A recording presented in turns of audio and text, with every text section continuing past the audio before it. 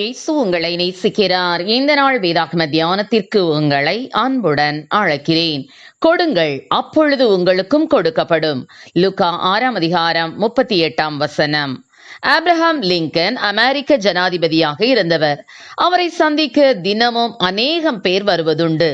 சாதாரண குடிமக்கள் முதல் அரசியல்வாதிகள், மிகப்பெரிய தொழில் அதிபர்கள் என திரளான பேர் தங்கள் தேவைக்காக ஆப்ரஹாம் லிங்கனிடம் அப்பாயின்மெண்ட் வாங்கி அவரை சந்திப்பது உண்டு.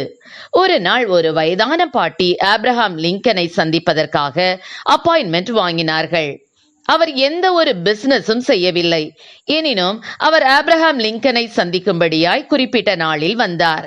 அவரை சேரில் உட்கார வைத்த ஆப்ரஹாம் லிங்கன், நான் உங்களுக்கு என்ன செய்ய வேண்டும் என்று கேட்டார். அப்பொழுது அந்த பாட்டி தன்னிடம் இருந்த ஒரு பேக்கை எடுத்து, உங்களுக்கு பிடித்த குக்கீஸ் செய்து நான் கொண்டு வந்திருக்கிறேன், அதை பெற்றுக்கொள்ளுங்கள் என கூறி அந்த பாக்ஸை ஆப்ரஹாம் லிங்கனிடம் கொடுத்தார். அப்பொழுது ஆப்ரஹாம் லிங்கன், உங்களுக்கு நான் என்ன செய்ய வேண்டும் பாட்டி என திரும்பவும் கேட்டார். பாட்டியோ, இல்லை இல்லை, இந்த குக்கீஸ் உங்களுக்கு பிடிக்கும் என்று கேள்விப்பட்டேன், எனவே அதை நானே தயாரித்து அதை உங்களுக்கு கொடுப்பதற்காக மட்டுமே நான் இங்கு வந்துள்ளேன், எனக்கு எதுவும் வேண்டாம் என கூறினார். அப்பொழுது ஆப்ரஹாம் லிங்கனின் கண்களில் இருந்து நீர்த்தாரைகள் வடிந்தது. இந்த 3.5 ஆண்டுகளாக நான் ஜனாதிபதியாக பதவி வகித்த நாட்களில் என்னை பார்ப்பதற்கு வந்த அனைவருமே தங்கள் தேவைக்காக மட்டுமே வந்தார்கள். ஆனால் என்னையும் நினைத்து என் மேல் அன்பு வைத்து எனக்கென்று ஒன்றை கொடுக்க வந்தது நீங்கள் மட்டும்தான் பாட்டி என்று சொல்லி மிகவும் சந்தோஷப்பட்டார். ஆம், எனக்கு அருமையானவர்களே, ஒவ்வொரு நாளும் நாமும் தேவனிடத்திலிருந்து எத்தனையோ நன்மைகளை பெற்றுக்கொண்டு வருகிறோம். அவருக்கு நாம் என்ன கொடுத்தோம் என்று சற்று சிந்திப்போமா? தியாகமற்ற ஒரு சாதாரணமான கிறிஸ்தவ வாழ்வை நாம் வாழ்ந்து முடிக்க வேண்டாம். கிறிஸ்துவின் மேலுள்ள அன்பினால் திராணிக்கும் மிஞ்சி இயேசுவுக்காய் தியாகம் செய்ய நம் வாழ்வை அர்ப்பணிப்போம். நம்முடைய பலவீனத்தையே பெரிதுபடுத்தி வாழாமல் தேவனுக்காய் ஊழியம் செய்வோம். ஒரு முறை வேதாகமத்தில் இயேசுவின் பிரசங்கத்தை கேட்க வனாந்திரத்தில் திரளான ஜனங்கள் கூடி வந்திருந்தார்கள்.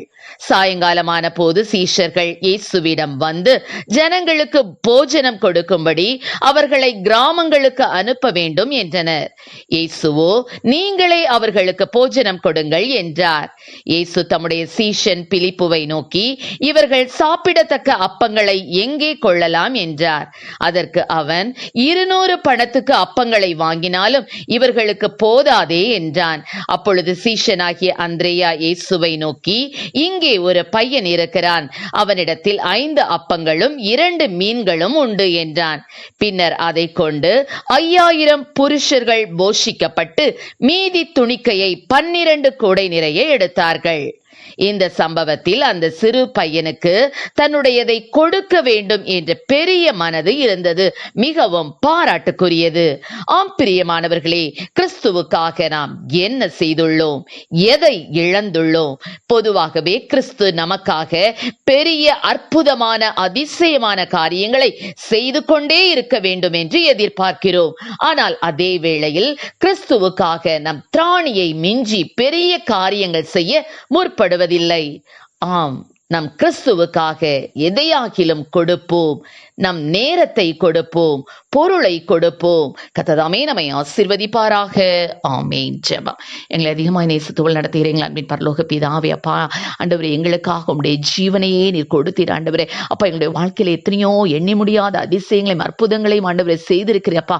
அவற்றை அப்பா அனுபவித்த நாங்கள் ஆண்டவரே உமக்காக எதையாகிலும் செய்வதற்கு அப்பா எங்களால் இயன்றதை செய்வதற்கு என் தேவன் அப்பா ஸ்தோத்திரம். அப்படிப்பட்ட மனதையும் ஆண்டவரே ஒவ்வொரு பிள்ளைகளுக்கும் இந்த நாளிலே கொடுப்பீராக. ராஜா ஆசீர்வதியும். இயேசுவின் நாமத்திலே ஜெபிக்கிறோம் நல்ல பிதாவே. ஆமென்.